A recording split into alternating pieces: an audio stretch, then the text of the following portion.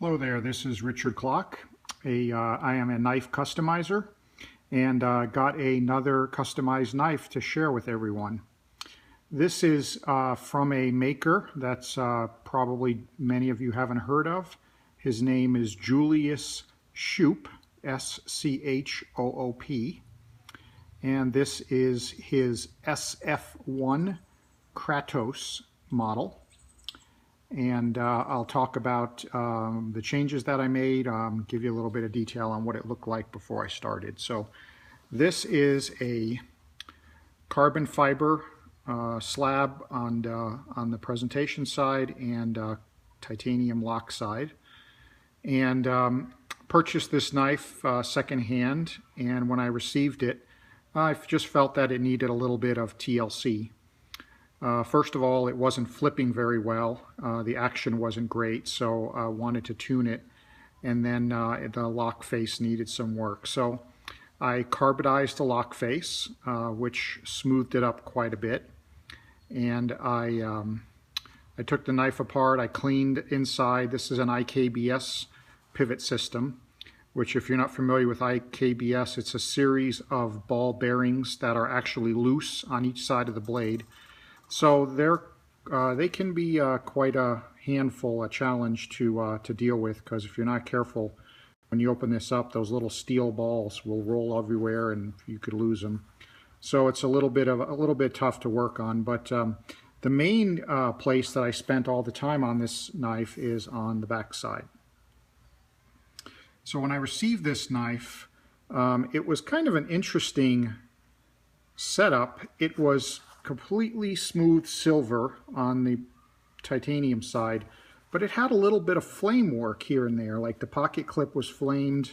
This little ingenious stop over travel protector here was flamed, and then the edges here were anodized to light bronze.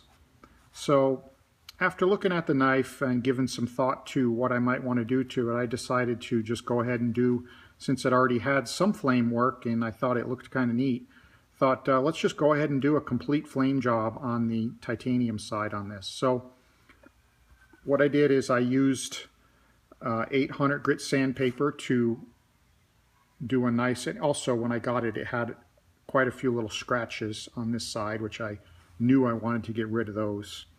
So I used 800 grit sandpaper. I actually use a sanding sponge and sand this down to a, not a super, like a nice glossy flat finish before I started on the flame. And then used my blowtorch and just very carefully heated in this alternating pattern that you see here. And this is what it came out looking like, and I think it looks really sharp. I redid the pocket clip as well because it had a little bit of wear, a little bit of scratches, so I went ahead and sanded that down and reflamed the pocket clip, which is this kind of a unique style pocket clip there. This over travel little setup he's got here, this was scratched a little bit as well, so I went ahead and sandpapered this, and then I just did a traditional anodization on this in a bronze color.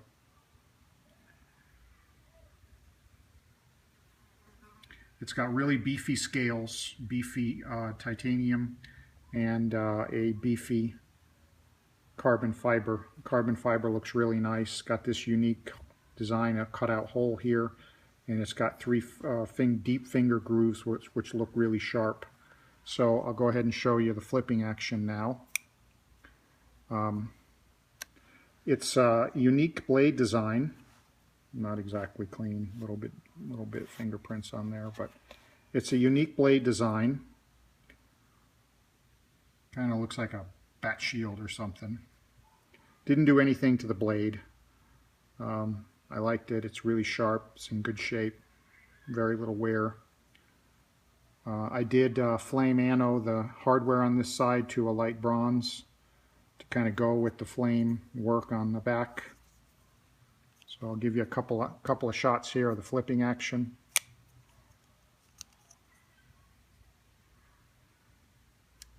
Center up is real nice. Flipping action's real nice.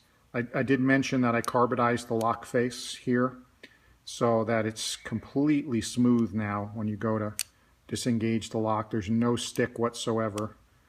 So that really made a big difference. Funny thing is, I didn't have to touch the standoffs. They were already a blue bronze flame job on there. So kind of weird. As I said, there was a little bit of flame work done to this, and I just took it to the extreme. The flame carries over to the edges of the titanium.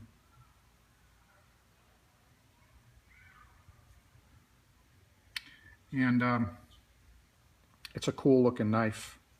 The action's nice and smooth now.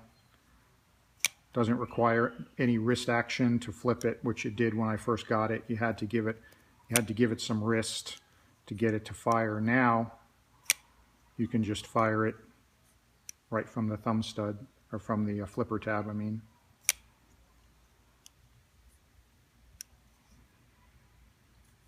So there we go. A flame ano on a Julius Schoop SF1 Kratos knife.